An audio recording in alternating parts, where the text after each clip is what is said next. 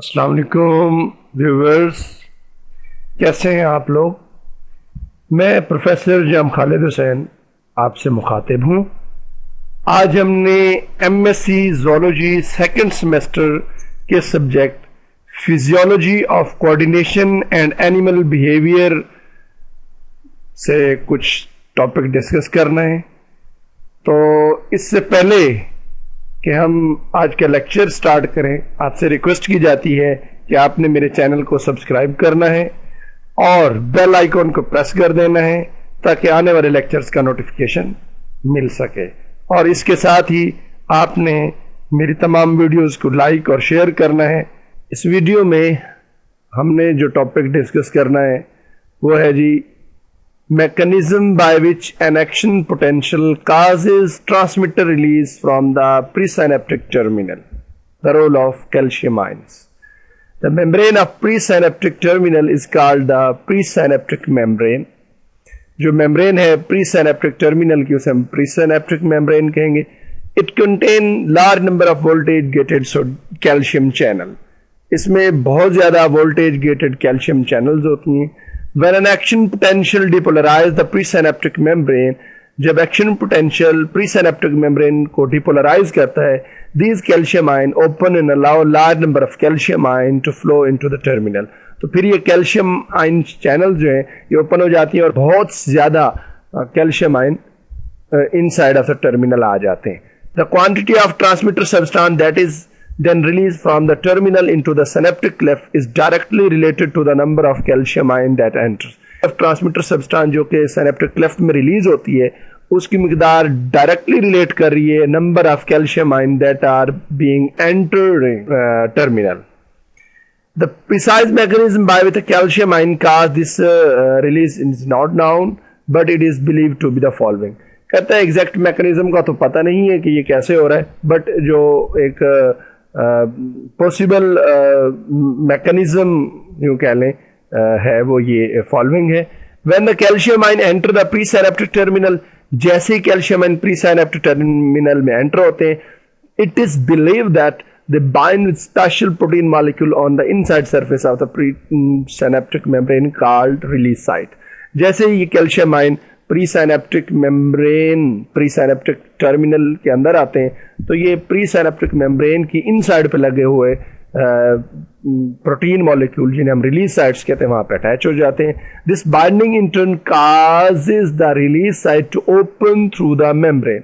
उसके बाद ये बाइंडिंग रिलीज साइट को ओपन कर देती है through the membrane, allowing a few transmitter vesicle to release their transmitter substance into the synaptic cleft after each single action potential. जैसे ही ये कैल्शियम आयन इन रिलीज साइट से बाइंड करते हैं, ये जो रिलीज साइट्स होती हैं ओपन हो जाती हैं, मेम्ब्रेन के अंदर जो होती हैं ओपन हो जाती हैं और ट्रांसमीटर वेजिकल इनमें से क्रॉस करके फ्यूज होती हैं और फ्यूज होने के बाद अपना ट्रांसमीटर जो सब्सटेंस होती है उस सिनेप्टिक क्लेफ्ट में रिलीज कर देती हैं हर एक्शन पोटेंशियल के दौरान. For those vesicle that store the neurotransmitter acetylcholine between 2000 and 10,000 molecule of acetylcholine are present in each vesicle. तो उन वेसिकल्स के लिए जो न्यूरोट्रांसमीटर एसिटाइलकोलिन रखती हैं 2000 से 10,000 मॉलिक्यूल एसिटाइलकोलिन के प्रेजेंट होते हैं हर वेसिकल में. And there are enough vesicle in the presynaptic terminal to transmit from few hundred to more than 10,000 action potential. इतनी वेसिकल्स प्रेजेंट होती हैं कि फ्यू हंड्रेड से लेकर मोर देन 10,000 एक्शन पोटेंशियल को ये करा सकें. उसके बाद है जी action of transmitter substance on the post synaptic neuron, the function of receptor protein. The membrane of post synaptic neuron contain large number of receptor protein. जो मेम्ब्रेन होती है पोस्ट सिनेप्टिक न्यूरॉन की उसमें रिसेप्टर प्रोटीन होती हैं जो कि हमने 45 या 6 डायग्राम जो कि लास्ट लेक्चर में थी हमने देखी थी. The molecule of these receptor have two important component. इसमें 2 इंपॉर्टेंट कंपोनेंट होते हैं इस रिसेप्टर प्रोटीन में. एक बाइंडिंग कंपोनेंट होता है that protrude outward from the membrane into the synaptic cleft. एक कंपोनेंट जो है वो बाहर को उलझा होता है, बाहर को निकला होता है सिनेप्टिक क्लेफ्ट में. Here it bind the neurotransmitter coming from the synaptic terminal, pre-synaptic terminal. तो इस जो प्रोट्रूडिंग कंपोनेंट है जिसे हम बाइंडिंग कंपोनेंट का नाम दे रहे हैं, इससे बाइंड कर रहा है न्यूरोट्रांसमीटर जो कहां से आ रहा है, प्री सिनेप्टिक टर्मिनल से आ रहा है। And ionophore component that pass all the way through the postsynaptic membrane to the interior of postsynaptic neuron। कहता है दूसरा जो कंपोनेंट है उसे हम कहते हैं ionophore कंपोनेंट। ये postsynaptic membrane के थ्रू पास होकर inside of the postsynaptic neuron आ जाता है। ionophore in turn is one of two type। ionophore फिर मजीद दो किस्म के होते हैं, an ion channel that allow passage of specified type of ion through the membrane। एक आयन चैनल हो सकते हैं जो कि स्पेसिफिक आयन्स को गुजरने की इजाजत देते हैं। और सेकंड है जी second messenger activator, that is not an ion channel but instead is a molecule that protrude into the cell cytoplasm and activates one or more substance inside the post synaptic neuron. कहता है दूसरा जो है जी second messenger activator होते हैं जो कि आयन तो नहीं, आयन चैनल नहीं होते बल्कि मॉलिक्यूल होते हैं और सेल के अंदर प्रोट्रूड किया होता है उन्होंने सेल साइटोप्लाज्म में और एक्टिवेट कर देते हैं एक या एक से ज्यादा सब्सटेंसेस को, किसमें जी, पोस्ट सिनेप्टिक न्यूरॉन में। This substance in turn serve as second messenger to increase और डिक्रीज स्पेसिफिक सेलुलर फंक्शन। फिर ये जो सब्सटेंस होते हैं सेकंड मैसेंजर के तौर पे काम करते हुए इंक्रीज या डिक्रीज कर देते हैं स्पेसिफिक सेलुलर फंक्शन या रेस्पॉन्स को। उसके बाद ion channels. The ion channel in the post synaptic neuron membrane are usually of two types. Ion channel दो किस्म के होते हैं, cation channels that most often allow sodium ion to pass when open but sometimes allow potassium and or calcium ions to pass through them। तो sometime जो है जी ज़्यादातर तो ये सोडियम आयन्स को गुजरने की इजाज़त देंगे ये cation channel, but sometime potassium और कैल्शियम आयन को भी गुजरने की इजाज़त देते हैं। एंड सेकेंड है जी an ion channel that allow mainly chloride ion to pass through but also minute quantity of other anion। तो एनाइन चैनल जो होते हैं जी ये नेगेटिव आयन क्लोराइड आयन को पास होने की इजाजत दे रहे हैं बट समटाइम अदर आयन्स को भी गुजरने की इजाजत देते हैं। Cation channel that conduct sodium ion are lined with negative charges. ये जो कैटायन चैनल है ये जो कि सोडियम आयन को गुजरने की इजाजत दे रहे हैं ये नेगेटिव चार्जेस इन पे लगे होते हैं। These charges attract positive charge sodium ion into the channel when the channel diameter increase to a size larger than that of hydrated sodium ion।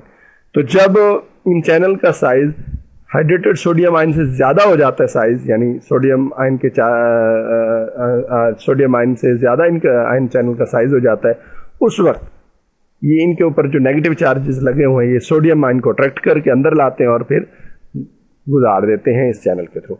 But though some negatively charge repel chloride and other anion and prevent their passage. But क्योंकि इन channels cation channels पे negative charge लगे हो तो ये ज़रा negative charge को repel करेंगे जिसमें क्लोराइड और सम अदर एनाइन हो सकते हैं। तो जब रिपेल करेंगे तो प्रिवेंट कर देंगे इनके पैसेज को, तो इनके पैसेज को रोक देंगे, नहीं गुजरने देंगे। For the A9 channels when the channel diameter become large enough chloride and pass into the channel and on through the opposite side, whereas sodium, potassium and calcium cation are blocked mainly because their hydrated ions are too large to pass। जबकि जो ion ions हैं वो channel जो negative charge को गुजरने की इजाजत दे रहे हैं, जब इनका डायमीटर इतना लार्ज इनफ हो जाता है कि क्लोराइड आयन पास हो जाएगा तो फिर क्लोराइड आयन इन चैनल से होता हुआ अपोजिट साइड पे आ जाता है। जबकि सोडियम, पोटाशियम, कैल्शियम आयन जो कि पॉजिटिव चार्ज है इनको वो ब्लॉक कर देते हैं, इनको गुजरने की इजाजत नहीं देते क्योंकि इस जो एनाइन चैनल का डायमीटर है वो इन चार्जेस के डायमीटर से कम है। ठीक हो गया। तो इन आयन का चार्ज जो सोडियम है, पोटाशियम है, कैल्शियम है, इनका साइज ज़्यादा होता है जबकि इस चैनल का डायमीटर कम है, तो इसीलिए ये पॉजिटिव चार्ज इसमें से नहीं गुजर सकेंगे। Later when cation channel open and allow positive charge sodium to enter, the positive electrical charge of sodium ion will in turn excite the neuron। उसके बाद कहता है जी जैसे ही पॉजिटिव चार्ज आएंगे एंटर होंगे तो ये पॉजिटिव चार्ज के अंदर आना आपको पता है डिपोलराइजेशन काज करेगा और इसके नतीजे में पोस्ट सिनेप्टिक न्यूरॉन एक्साइट हो जाएगा। Therefore a transmitter substance that open cation channel is called excitatory। यही वजह है कि वो ट्रांसमीटर सब्सटेंस, वो न्यूरोट्रांसमीटर जो आके पॉजिटिव चैनल्स कैटाइन चैनल्स को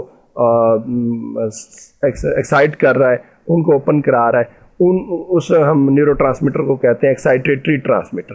conversely, opening an ion channel allow negative charge to enter which inhibit the neuron. Therefore, these transmitter substance that open these channel are called inhibitory transmit.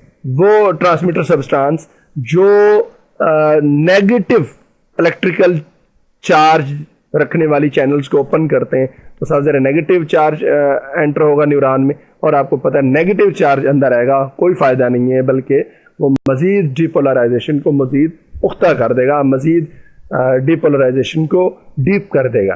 तो ऐसे transmitter substance को हम when a transmitter substance activate an ion channel, the channel usually open with a fraction of millisecond. कहता है जब एक transmitter substance ion channel को open करता है तो ये फ्रैक्शन ऑफ मिलीसेकंड के अंदर ओपन हो जाता है. When the transmitter substance is no longer present, जब ट्रांसमीटर सब्सटेंस अवेलेबल नहीं होगा, the channel close equally rapidly. तो इतनी ही देर में जैसे ट्रांसमीटर न्यूरो ट्रांसमीटर गायब हुआ, इतनी ही देर में, जितनी देर में ओपन हुआ था, इतनी ही देर में ये आयन चैनल बंद हो जाएगी. The opening and closing of ion channel provide a mean for very rapid control of post synaptic neuron. तो opening and closing of ion channel जो है जी, ये रैपिड कंट्रोल दे रही है पोस्ट सिनेप्टिक न्यूरॉन को कि वो एक्साइट करे या ना करे. तो ये आज का लेक्चर था. आपका कोई भी क्वेश्चन हो तो आपने कमेंट सेक्शन में करना है. इसके साथ अल्लाह हाफिज.